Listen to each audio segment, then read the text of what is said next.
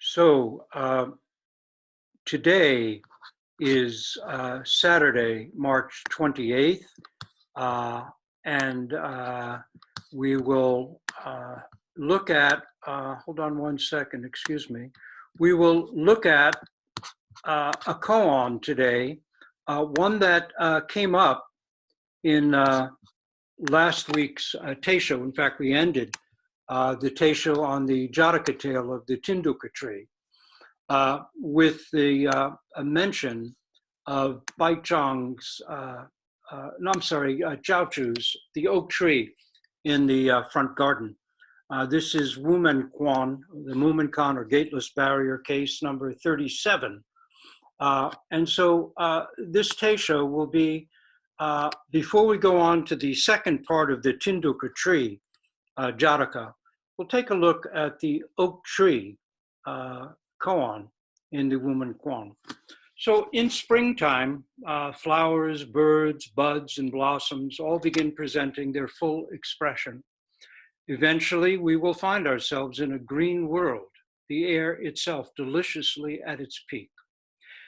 At the same time, all over this earth, trees, animals, air, and water are threatened by our own disastrously misguided human efforts to roll back environmental protections and deny complicity in the devastating, perhaps fatal changes now taking place worldwide.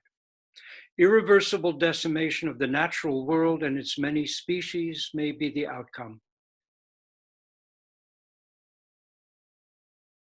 This is the decimation of the very world that formed us, that gave us fingers, toes, noses, eyes, ears, brains, the world that sustains and nourishes us. In short, the world that is quite literally our own dear mother. Such short-sighted and self-destructive behavior is a terribly clear indication of just how separated, how lost from true intimacy with ourselves and all life we human beings currently are. Can we survive our own drastic error of self-centered thinking? Can other species? How many will be lost? How much suffering created by our own hubris-filled blindness? Practicing Zen, regaining intimacy, is then not a narrow or self-centered preoccupation. It is perhaps the most fundamental of all our centrally human tasks. Intimacy, of course, is simply another name for realization or enlightenment. It's not a special thing. It is the central thing. It is not an esoteric reality, but the most ordinary one. So ordinary, we hardly see it. And when we briefly do, we are blown away by its profundity and depth. This is our own nature we're cut off from. Yet at the same time, without some realization of it, we can, and often do, go disastrously astray. If, as the Buddha said, it has always been here, why don't we see it? Why don't we know it? Remember, upon his great enlightenment, the Buddha proclaimed, today this is how the sutras put it, today, two versions. One is, today I and all beings together have attained the way, and wonder of wonders, all beings are Buddha. All beings, fully endowed with wisdom and virtue, already fully endowed with wisdom and virtue.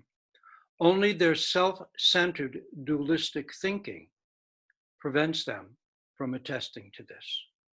So if it's always been here, is indeed always here, all the time, the paradox remains that although this is so, at the same time, we must work diligently to awake to it. We must work to awake to our own birthright, our own true reality. This is a real paradox. Zen practice is a matter of doing this work, of reclaiming our rightful inheritance, and then learning to live from it. The way of the bodhisattva, the way of growing up and maturing beyond self-centeredness, begins these days usually with a glimpse, not a thunderbolt. Thunderbolts of insight may come later after years of further practice down the road of what is called in Zen, the long maturation. It takes a long time and a lot of work to become a full human being, a genuine human being, an unself-centered human being. But this is why we're here. Given the current state of things here on Earth, a genuine urgency now underlies our commitment to ongoing Zen practice realization. In order to clarify how things truly stand, regardless of the difficulties of the times we may live in, we will now look at Wumen-Kwan, gateless barrier, Mumonkan in Japanese, case 37, Jiaochu's oak tree in the front garden. We've looked at this case before. I've revised it. This may be the fourth time I've revised this Teisho because I keep discovering new ways of looking at it. Let us with it and through it intimately touch base with reality. So the case goes like this. It's quite a short case, quite to the point. A monk asked Jiaochu, of course, Jiaochu was a truly great teacher of the Tang era. We'll look a little bit more into his biography in the Teisho. A monk asked Jiaochu, what is the meaning of bodhidharmas coming from the West? Jiaochu said, that would be Joshu in Japanese, the oak tree in the front yard. So a monk asked Jiaochu, what is the meaning of bodhidharmas coming from the West? And Jiaochu answered, the oak tree in the front yard. Wumen, who put together the Wumen-Kwan, the gateless barrier, around the 12th, early 13th century, 12th century, put these cases together and wrote a terrific commentary and verse for each. So the commentary goes like this. If you can see intimately, there's that word again, intimately. If you can see intimately into the essence of Jiaochu's response, there is no Shakyamuni in the past, that is the Buddha, 2,500 years ago, and no Maitreya, that is the future Buddha, in the future. If you can see intimately into the essence of Jiaochu's response, there is no Shakyamuni in the past and no Maitreya in the future. Now, Wumen's verse, words do not convey the fact. Phrases do not embody the spirit of the mind. Attached to words, your life is lost. Blocked by phrases, you are bewildered. So let's take a look at this. The question, why did Bodhidharma come from the West, is a traditional way of asking what is Zen's highest teaching. Why did Bodhidharma make such an effort to bring this thing called Zen? Actually, it would have been called Chan in China. Zen is the Japanese pronunciation of Chan, which is the Chinese pronunciation of jhana or meditation. So why did Bodhidharma make such an effort to bring this thing called Zen from India to China? Despite his own advanced age, he was said to have been very old when he did this, and the life-threatening dangers of this journey. What was the point? Indeed, what is the point of all we ourselves go through in our own Zen practice? What is the point of the effort, the challenges, the frustrations, sacrifices, and difficulties? Once, when I was having lunch with Aiken Roshi in an Italian restaurant in Honolulu, I asked him, so what is this Zen thing? Why do we do it? He immediately answered, and you've heard me say this before, I'm sure, he answered, happiness. Then he paused and he stopped. I realized he had caught himself mouthing a cliche. So he sat there for a moment and he just thought. And then he said, no, many people in this world are happy. They're absorbed in their work, their family, their hobbies, and so on. But if impermanence has struck you deeply enough that those things can no longer totally satisfy, and a yearning for something more has taken root, then Zen can show you the way to happiness. So the secret of happiness lies at the core of Zen. Gruff old Bodhidharma had a soft heart. After all, he wanted us to be happy. If Zen has real value and meaning, shouldn't it be able to touch base with such a primal human concern? That is, can we as ordinary human beings find genuine happiness and not just temporarily hide out from the painful realities of impermanence, old age, sickness, injustice, sorrow, and death? Can we find happiness in this very life as it is? Can we do it now with all that is so horribly going on? Wasn't this the Buddhist question too? Isn't this why he left home, why he gave up his position as prince in the 1% of his time? He left home to find peace in the midst of the anguish of the realities of life that he had awakened to. He had seen that there really is sickness to everyone. It comes. Old age comes to everyone. There's no escaping it. And death, finally, everyone has to go through that. So in the face of the ordinary realities, he gave up everything and he left his home to focus on this question. How do I find peace, genuine happiness, intimacy with reality, my own nature in the midst of these difficulties? And what is the truth that he found that brought that famous half smile to his lips? Can we find it too? So often Zen seems to be about austerity, hard work, perseverance, courage, and exertion, as if it were a road carved out for samurai. Given our ingrained habits of self-centered thinking and living, a degree of effort and courage is going to be necessary for us to move past all that. At times, we'll work on our practice so fully, even fiercely, that we forget ourselves. There's just the practice. At such times, there's no room for self-centered thoughts. And we see something. Yet, the samurai mode is not exactly what Zen is about. What is it about? This too lies behind that unknown monk's question to the great teacher of his time, Zhao Chu.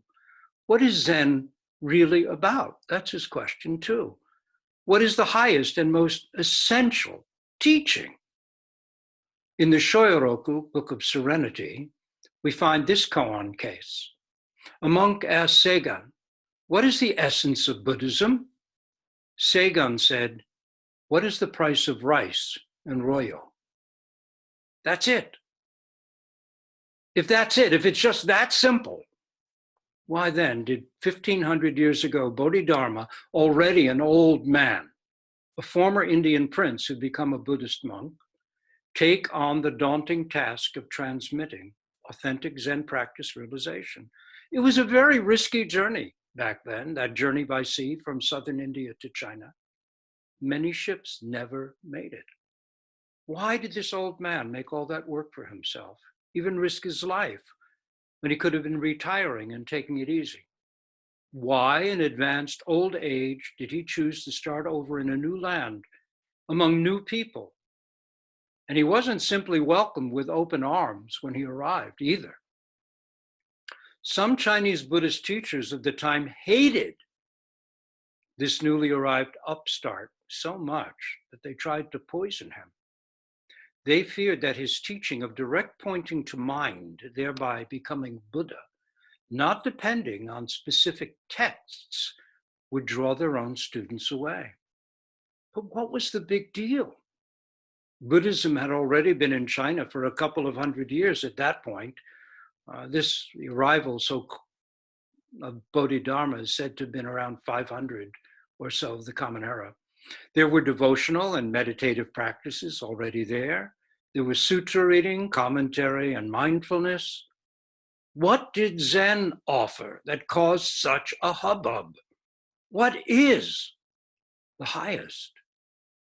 deepest truth of the Buddha's teaching? What is authentic practice realization? What is so important that Bodhidharma felt he had to risk his very life to make it available? Why do we practice Zen today?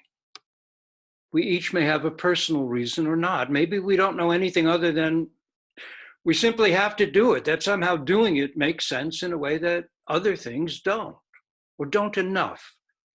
There are, as you've all probably figured out by now, easier, more accommodating, less demanding, less threatening paths. I mean, Doksan can be challenging and revealing. This practice of Doksan literally means going alone. This practice of going alone before the teacher requires our own willingness to accept challenge, or arises out of a desperation to go through whatever we have to go through, to realize the truth that will help us live with greater joy and ease and an ability to be somewhat more of benefit to others. Of course, paths that are less challenging may also be less rewarding. Nothing worthwhile, as the saying goes, was ever attained without challenge, perseverance, courage, effort. Zen stories, which form our legendary and mythic history, as well as our actual historic lineage, offer a record of the efforts of those who've come before us. One of the most central of such founding stories is that of Wei Ke, who became Bodhidharma's main disciple. Wei Ke was a learned monk, yet he became desperate for an actual experience of truth. He wanted to know it for himself, the way one knows whether water is hot or cold. He'd read about and studied about the truth that the sutras and other writings present, but for him, this was no longer enough. Hearing of the new teacher, Bodhidharma, Wei Ke climbed a mountain in winter and stood in the snow through a bitterly cold night, all in the hope of receiving the potent new teaching from Bodhidharma, who was doing zazen in a cave up on that mountain. Instead, he was ignored and rebuffed. Legend says that Wei Ke then cut off his own arm to prove his determined resolve.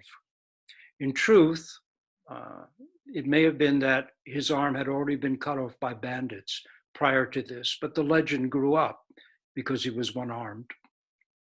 Later on, after becoming a teacher himself, Wei Ke was murdered by the provincial governor for teaching Bodhidharma Zen, a path of direct pointing to the human mind, seeing reality intimately, the reality of one's own nature and one's intimate connection with all things, thereby becoming Buddha. He was murdered. The governor took exception to this new style of Buddhist practice. Right? It overturned all kinds of issues of progressive development. So what was so threatening and revolutionary about Zen that the governor feared it would really upset the social order? Bodhidharma escaped murder, but Wei Ke did not. His own profound enlightenment did not prevent that. How's that? What is the highest teaching if it doesn't help us escape our difficulties? We have our karma. Rose petals do not flow down upon us with realization, or lights glow in the sky around us. This is not what it means to become Buddha. Stomach aches still hurt. And if the causes and conditions are there, if karma ripens in that direction, we will die. The Buddha spoke of 10 painful ailments he suffered from daily, even when he was the fully enlightened Buddha. Each of those ailments stem from self-centered things he himself had done, hundreds, if not millions of lifetimes in the past. Even as the Buddha, he did not evade the law of cause and effect, or karma. This is eye-opening, especially if we harbor fantasies about what enlightenment means. What does it mean? What is intimacy? What is your original face before your parents were even born? What is the sound of a single hand? How is this connected to Zhao Chu's The Oak Tree in the Front Garden? Is the great Zhao Chu saying that bodhidharma came even for the sake of this tree in the front yard? Is Zhao Chu's meaning that the highest teaching of the Buddha Dharma is boundless compassion for all things, even plants? Might he have meant, look, even an oak tree is Buddha, or that all things are Buddha, even this tree? If so, you've already wandered into the reeds and grasses, lost in a secondary realm of concepts and notions where the oak tree cannot flourish. This question of the meaning of Bodhidharma's coming from the West would have been quite intimate for the Chinese Zen teachers who came after Bodhidharma. Their own awakening had been made possible by his efforts. So for them, the question would have resonated into, how did we ever get this great transformative teaching, and why? Why, in short, did Bodhidharma come here? For them, it was not abstract, but personal and specific. The Buddha may have opened the path, but Bodhidharma made it work. Indeed, made it China's own. He took the core, the essential point of Indian Buddhism, which he himself had personally realized, and speaking from the heart of it, brought forth Zen. For Chinese Buddhists of the time, the West had an added spiritual resonance. India, the land to the West, was the home of the Buddha. For those Chinese Buddhists, it was the Holy Land, like Israel today would be for Jews, Christians, and Muslims. The West also suggests the Western paradise of Amitabha Buddha, Buddha of boundless light. So the question additionally asks, why did Bodhidharma, seen as an emanation or manifestation of the Bodhisattva of compassion of Avalokiteshvara, come down from the lofty and serene Western paradise and end up here in China with all its wars and political tangles? What did he bring? What was so important that he was motivated to make that journey? Case number one, Hekiganroku, Blue Cliff Record, Pian Lu in Chinese, Bodhidharma's I Don't Know, goes like this. Emperor Wu of Liang asked the great master Bodhidharma, what is the first principle of the holy teachings? Bodhidharma said, emptiness without holiness. The emperor said, who is standing before me? In other words, aren't you a holy man? So how can you say emptiness, no holiness? Bodhidharma replied, I don't know. The emperor did not understand. Thereupon Bodhidharma crossed the Yangtze River and came to the kingdom of Wei. Later, the emperor brought this up to the Prince Chi, who asked, does your majesty know who this man is? The emperor said, I don't know. A little follow-up question is this I don't know of the emperor's the same as Bodhidharma's? I don't know. Anyway, Prince Chi said, he is the Bodhisattva Avalokiteshvara transmitting the Buddha mind seal. The emperor felt regretful and wanted to send an emissary to invite Bodhidharma to return. Prince Chi told him, your majesty, it's no good sending a messenger to fetch him back. Even if everyone in the whole country were to go after him, he still would not return. Once spring has come, the snows must melt. You cannot call them back. Once the sun rises, the day gets bright. What is the highest teaching? Isn't it fundamental not just to our practice, but to our lives? Deep down, don't we all want to realize the meaning of our lives as human beings and attain the highest, most meaningful perspective on our all too brief time here? When asked by the emperor, a supremely privileged man, one already well-versed in Buddhist doctrine, a man who'd founded temples, supported thousands of monks and nuns, a man who clearly expected a degree of recognition and honor from all his good works. Bodhidharma's response was vast emptiness, no holiness. In one fell swoop, he took all the emperor's preconceptions away. He robbed him blind, leaving him profoundly baffled. Even Bodhidharma had his failures, and yet this failure was wonderful indeed, to quote Wu Men from a verse he created for another case in the Wu Men Quan. For it led to Weike's meeting with Bodhidharma and the opening of the whole line of Zen's ongoing Dharma teaching.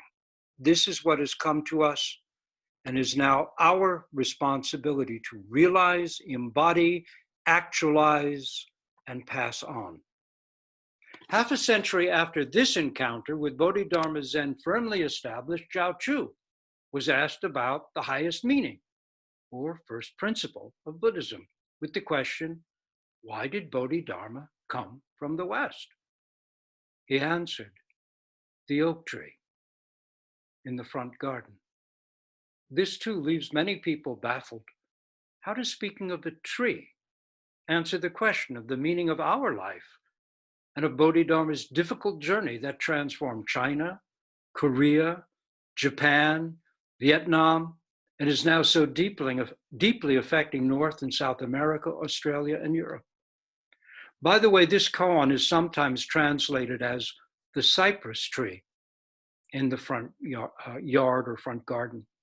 When Rose and I, along with Sunyana Roshi and her extended Sangha, visited Zhao Chu's monastery, Bailin, or Cypress Garden, back in 2006, we saw that cypress tree, or one said to have grown from a cutting and so considered descendant of that original tree. It still literally stands today. Regardless, his response, oak or cypress, remains gnomic. It is simply so clear that we cannot grasp it unless we are clear ourselves. Zhao Chu was one of the greatest of the Tong era Zen teachers, that golden age of Zen. He had his first deep realization at the age of 18. At 58, he had his profoundly complete second Satori. He then traveled for another 30 years, checking himself and his evolving understanding against the greatest teachers of his time. At the age of 80, he first settled down and began to teach. He taught until the age of 120, which is when he died. The expression that other great teachers use when talking about Zhao Chu is that his lips flashed light. He did not use the stick. He did not shout. His revelatory words were so subtle, they came in beneath the radar, so seemingly ordinary, so integrated into the ordinary moments of life you'd hardly know. He'd already presented it fully and moved on. The koan Mu is from Zhao Chu, as is washables. A monk came to the monastery and meeting the teacher said, I'm new here. Zhao Chu said, have you eaten your rice gruel? I have, said the monk. Wash your bowl, said Zhao Chu. That's case number 7 in the Wu Men Quan. Many assume this to be wise and pertinent advice regarding practice. You've got something, do you? Well, clean it out, empty it out, keep going. But the Dharma dies and the great oak withers right there. While it is a useful point, it is not the koan's fundamental or essential point. Aiken Roshi was quite clear on this, and I am deeply grateful for his insight. We all should be. It is because of my work with him, and then briefly with Nelson Foster Roshi, and finally with Danon Henry Roshi, my transmission teacher, that I now can pass it on to you in our training here at Endless Path Zendo. Though to be clear, My years of work with Kapleau Roshi, whose personal disciples Rose and I both remain, laid the groundwork for it all. I think of Aitken Roshi especially as the Jiao Chu of our time. He was quiet and subtle. Dogen, who is very sparing in his praise of even the great old teacher, spoke in awe of Jiao Chu, calling him simply the old or ancient Buddha, the ancient Buddha, the ancient Buddha. High praise indeed. Jiao Chu's humility for all his tremendous skill, understanding, and depth of practice is noteworthy. He never seems to have gotten puffed up. When he set out on pilgrimage, he said, "If I meet a 7-year-old child whose understanding is greater than my own, I will learn from her. If I meet a 100-year-old man whose understanding is less than mine, I will teach him." Given the Confucian structures of society and the respect for age and elders and patriarchy implicit at the time, we can see Jiao Chu's uncompromising stand in truth alone, societal conventions of propriety no longer even hanging around as lingering unconscious issues. Of course, this has nothing to do with ignoring proprieties or ethics. Rather, it is deepest humility. As to the oak tree, or cypress tree koan, the original dialogue continues on a bit further. Here's the rest. Jiao Chu was asked by a monk, what is the meaning of bodhidharmas coming from India? Jiao Chu said, the cypress tree in the garden. The monk said, Reverend, please do not use an object to guide me. Jiao Chu said, I'm not using an object. The monk said, what is the meaning of bodhidharmas coming from India? Jiao Chu said, the cypress tree in the garden. An object suggests that the monk saw Jiao Chu's responses implying inner and outer worlds and was challenging him on this or expressing a refusal to buy into such dualistic divisions. Aitken Roshi says, don't suppose that the resolution of this point lies in the identity of inside and outside. That is philosophy. What is the true fact? Later on, other monks heard of Jiao Chu's response and came to test him and themselves too, further with it. A monk asked Jiao Chu, has the oak tree Buddha nature? Jiao Chu said, it has. The monk said, when does the oak attain Buddhahood? Jiao Chu said, when the great universe collapses. The monk said, when does the great universe collapse? Jiao Chu said, when the oak tree attains Buddhahood. When the sky above rolls back and the ground beneath our feet disappears, the external world consumed, swallowed in one gulp, what remains? With the sky falling, Zen's Chicken Little is overcome with laughter and joy. Wu Men's commentary says, if you can see intimately into the essence of Jiao Chu's response, there is no Shakyamuni in the past and no Maitreya in the future. There's no oak tree either. What then is there? Wu Men underscores his main point by saying, if you can see intimately. What is intimately? What does it mean? What is the essence? How intimate is intimately?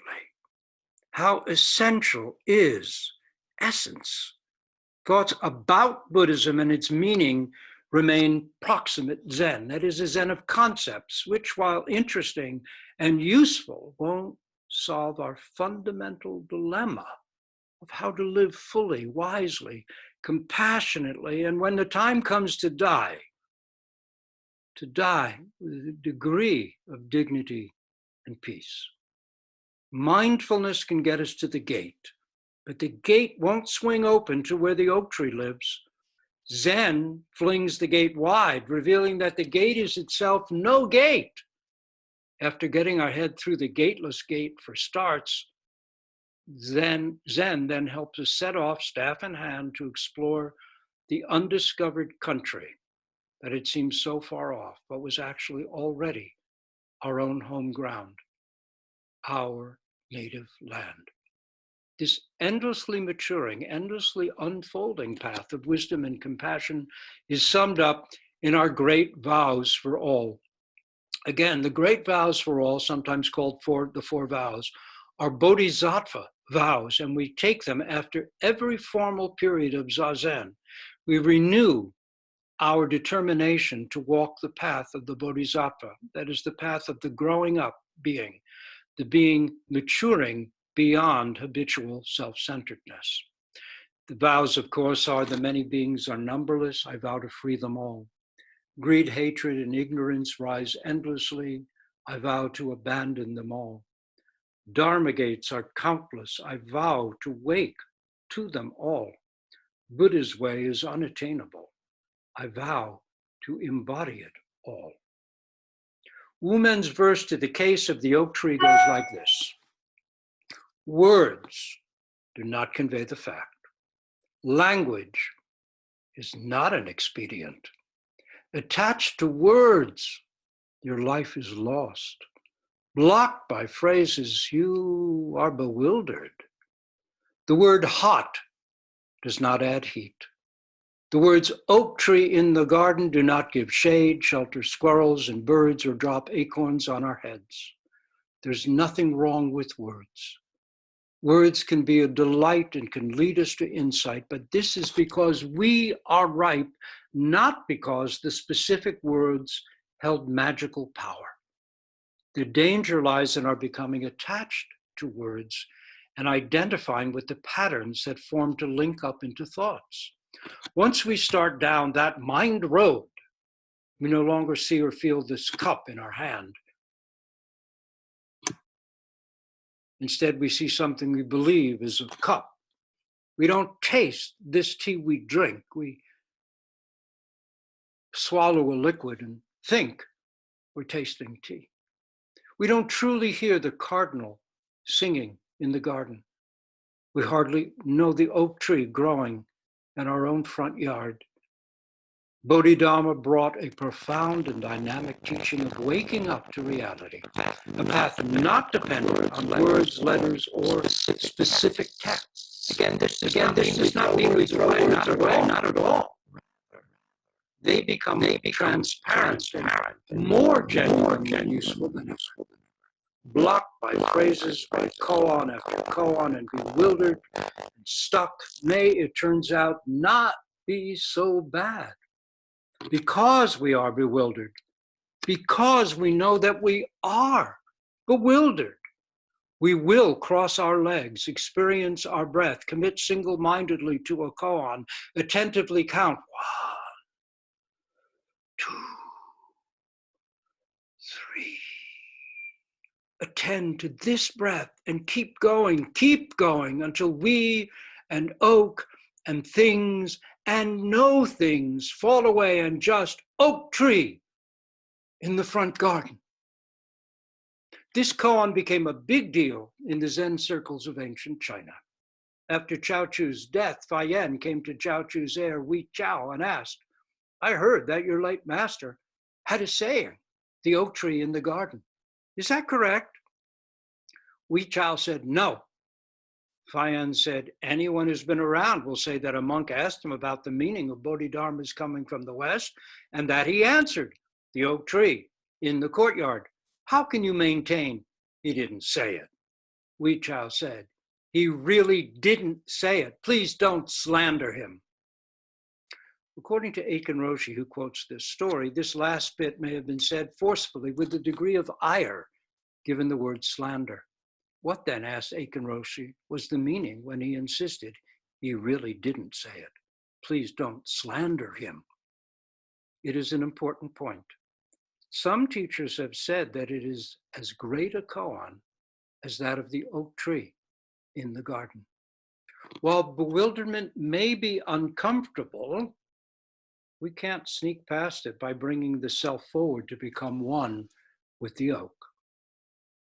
Dogen says, Zen Master Dogen, 12th century Japan, says that this is a kind of dualistic delusion Rather, by letting the oak work on us, letting the koan of the oak work on us like a thief in the night, it will gradually and then suddenly steal away all we cling to, even ourselves.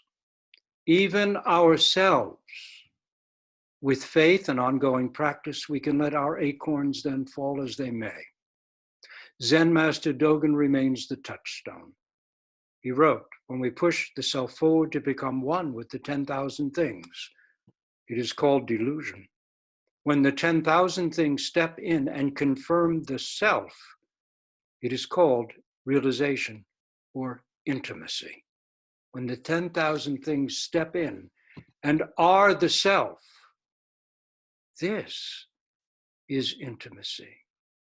To push the self forward to become one with the 10,000 things is called delusion. In his commentary on this case, in his book, The Gateless Barrier, Eiken Roshi tells a story about Shido Munon, Hakuin's Dharma heir, who was traveling with a quantity of gold he collected to build a monastery. So a skilled bandit saw the teacher and, suspecting, just from looking at him, that he carried wealth. It was a talent this bandit had. He could tell just like that if someone was carrying money on him. Followed him to an inn and also got a room there. That night, he stole into Munon Zenji's room to rob him. Sliding back the shoji screen, he was overwhelmed to see not a monk asleep, but a great oak tree with roots on the floor and branches pushing up against the ceiling. Trembling, the robber withdrew. In the morning, he spoke with Shido Munon, revealing that he was such a skilled robber. Just like that, he could tell if anyone was carrying valuables or gold, and he could steal that treasure without the victim feeling a thing. But he added, last night I met my match. When I came to your room to rob you, I found not a human being, but a great oak tree. Please accept me as your disciple. Accepted, he went on to become, a true monk. Eiken Roshi adds, he knew true intimacy when he saw it. Eiken Roshi continues, regarding this case, Konzon, the founder of Myoshinji, said, the koan of the oak tree has the function of a bandit. It steals everything from you. Konzon was a marvelous Zen master, this is Eiken Roshi again, who became the emperor's teacher. But he left no writings at all, and only this one saying is recorded of him. When Yin Wan, Ingen in Japanese, founder of the Obaku sect in Japan, came from China several centuries later, he visited Myoshinji and was told this story. Prostrating himself before Konzon's image, he said, this one saying, that the oak tree having the function, the koan of the oak tree having the function of a bandit stealing everything from you. Prostrating himself, he said, this one saying is superior to 10,000 volumes of Teisho's. Eiken Roshi adds, when I was a young student, I visited Myoshinji with Nakagawa Soen Roshi. We were told the story about Konzon and Yin Wan, but it made little impression on me. Soen Roshi, however, got very excited and bowed over and over to Konzon's image. He took it in, and I did not. If there ever was anyone rooted who walked like a tree, it was Soen Roshi. Blake said, the fool sees not the same tree that the wise man sees. Blake may have meant one thing by it, but from a Zen perspective, there is another we might entertain. The fool may see the tree better than a so-called wise man. A wise man can be lost in his superb and wonderful wisdom, while a fool has nothing at all in mind. Who sees more truly? Regardless as to which of these ways you take it, the point in Blake's quote remains the same. Objective reality is subjective reality. What tree do you see?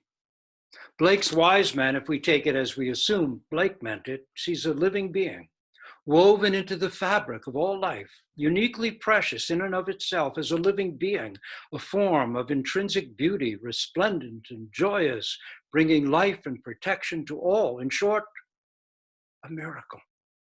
Blake's fool, in his terms, sees only so much lumber or produce, or perhaps an ornament on the lawn, or an irritating impediment to the view, a thing simply worth so much money when chopped down, turned into planks, and sold.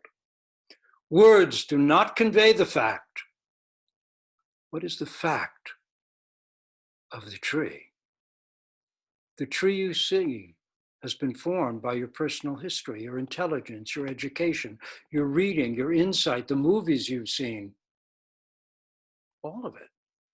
And not just the tree, everything is like that. All things, each thing, no matter how many times we repeat words like insight or realization, no matter how expertly we expound or describe or present some truth, our words do not truly present it.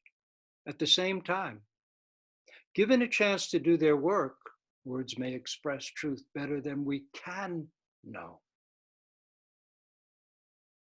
Words can themselves be truth, not point to truth. Language is not an expedient, a device for pointing to something else. On the positive side, words themselves are just this. On the negative, the word water allays no thirst, and the word rice eases no one's hunger. Attached to words, our life is lost, a real and intimate life, the one we now live, the one we might yet live, if only has and has not no longer obscure it from us.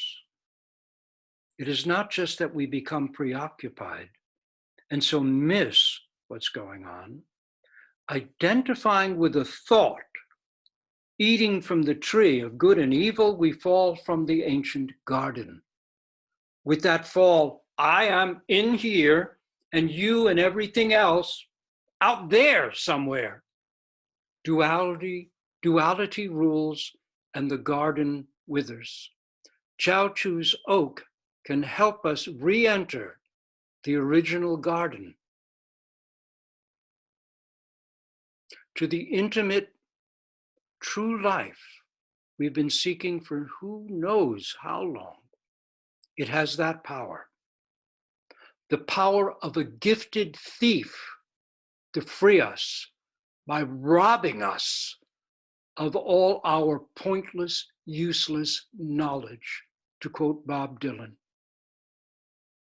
and reveal the core of our happiness, what's always been here that we just don't see.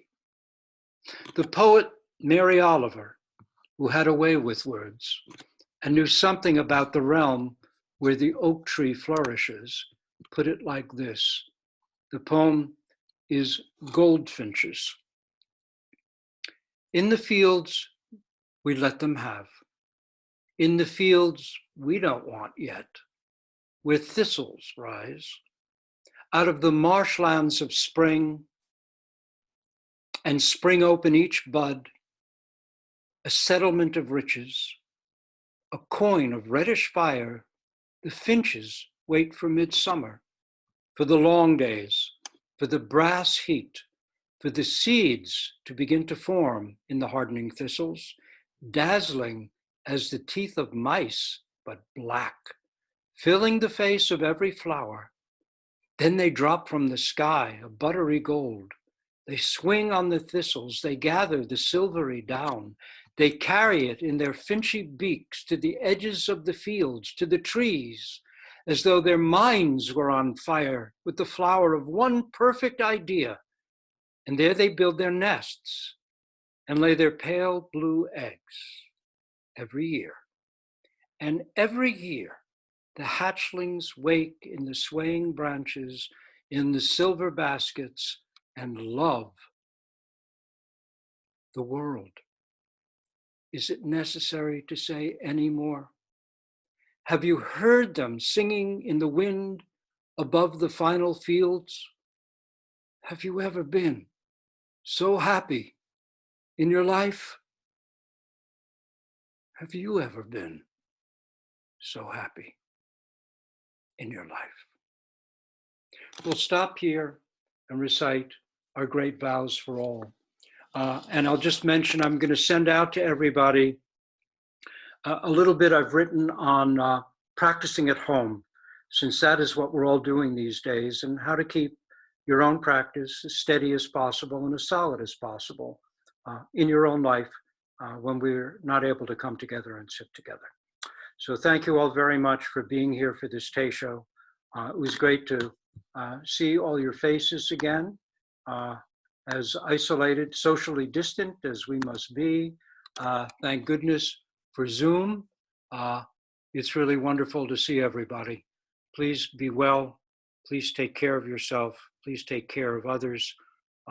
We'll all do our best and hope to see you all again live in person soon. So we will recite our great vows for all. Just give me 1 minute to get up and take a position before the Buddha for our great vows. If you have an altar or something in your home, feel free to turn towards it in the room where you are. And we'll do our great vows for all together. Great vows for all. The many beings are numberless. I vow to free them all. Greed, hatred, and ignorance rise endlessly. I vow to abandon them all. Dharma gates are countless. I vow to wake to them all. Buddha's way is unattainable. I vow to embody it all. The many beings are numberless. I vow to free them all. Greed, hatred, and ignorance rise endlessly. I vow to abandon them all. Dharma gates are countless. I vow to wake to them all. Buddha's way is unattainable. I vow to embody it all. The many beings are numberless. I vow to free them all. Greed, hatred, and ignorance rise endlessly. I vow to abandon them all. Dharma gates are countless. I vow to wake to them all. Buddha's way is unattainable. I vow to embody it all. We'll do here 3 standing bows to the Buddha on the altar, then a bow to each other. Then a 4th just standing bow, and then bows to each other.